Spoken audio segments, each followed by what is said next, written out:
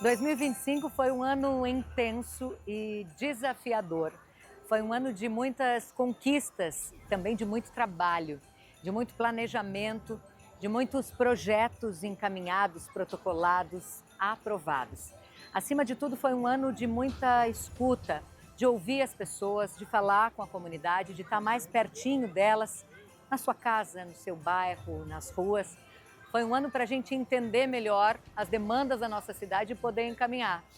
Foi um ano em que nós lutamos por saúde, por educação, por melhor estrutura da nossa cidade.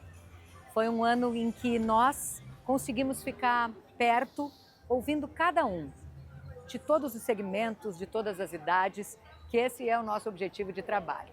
Foi um ano cheio, intenso, desafiador, mas foi um baita ano para a gente aprender cada vez mais o que a gente precisa fazer para melhorar essa cidade que a gente tanto ama.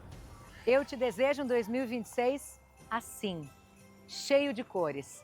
Que seja um ano cheio de planos, cheio de sonhos realizados. Que tu possa, junto com a tua família, viver um ano de muitas concretizações. Que tudo aquilo que a gente sonha, que a gente planeja, que a gente espera, consiga efetivamente ser realizado em 2026. Que seja, sobretudo, um ano de encontros e de reencontros. Às vezes a gente se afasta um pouquinho daquilo que a gente de verdade acredita, ou se afasta das pessoas que a gente ama. Então que a gente possa, em 2026, refazer, fortalecer esses compromissos. Para o nosso trabalho, bom, o que eu desejo? Um ano de muitos desafios.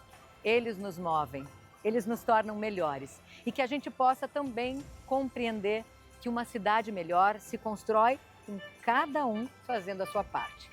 Eu, da minha parte, quero reafirmar o meu compromisso de trabalhar muito pela nossa cidade, pelas pessoas. Em 2026, escutar cada vez mais os desejos da comunidade para poder fazer com que todos os nossos sonhos efetivamente sejam realizados. Que 2026 seja um ano lindo, iluminado para todos nós.